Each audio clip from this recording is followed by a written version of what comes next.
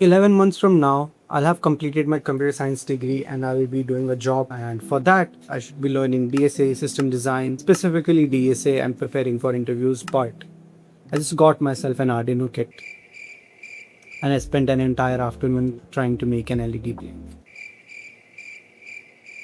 So I've been doing AI and machine learning for a while now. Neural networks, training models, gradient descent, writing fast API backends, and whatnot. And last week I spent an afternoon making a light turn on and off. Oh, it's so freaking hot, I guess you have seen in the time lapse.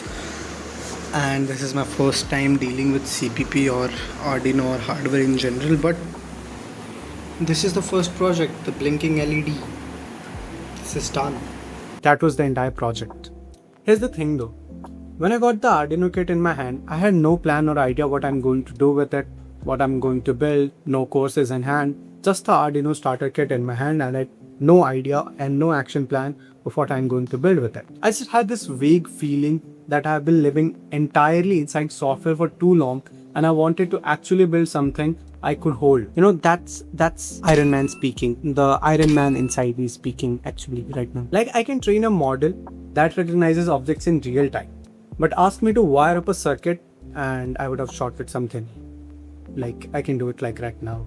So I started at the very bottom, blinking LED. I mean, it might sound embarrassing for a final year student until you realize that understanding why the LED blinks, the circuits, and your first time dealing with Arduino kits and C++. Yeah, this is my first time writing C++ code. It took me longer than I'm going to admit, but I did it anyways. But when it actually worked, I sat there for solid 5 minutes admiring the beauty of a blinking LED.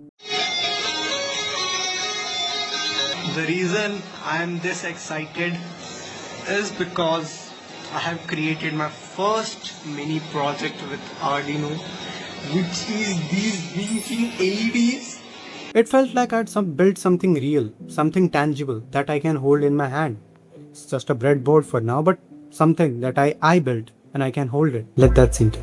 And then I built a traffic light signal system, whatever you want to call it. So there are just 3 buttons: red, stop, green, go, and for yellow, panic. So there are 3 LEDs, some resistors, a few lines of code, and suddenly it actually looked like something real. And that's when something clicked for me. Not in the circuit, but in my head. The gap between I wrote the code that does a thing and I built a thing that does a thing is so much wider than I thought. And crossing even just a tiny bit of that gap felt weirdly exciting. See, in AI/ML, everything lives in the abstract. Matrices, gradients, loss functions, it's all invisible. You never touch the output. You just read numbers and hope they are going in the right direction. While hardware is the exact opposite. It's immediate, it's physical. It either works or it doesn't. And I think that feedback loop, that instant, physical, undeniable result, it's something I've been missing without knowing it.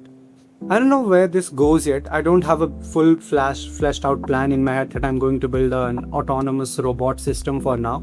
But I do have some visions of combining AI and my current knowledge of software with hardware and bring in something that might actually look fascinating or to, boast about, like keep it in my room or on my table as a decorative item as a whole. Next up, I'm going to build something that actually moves. So there will be a video explaining how I broke, 500 rupees worth of hardware. Subscribe if you want to watch that.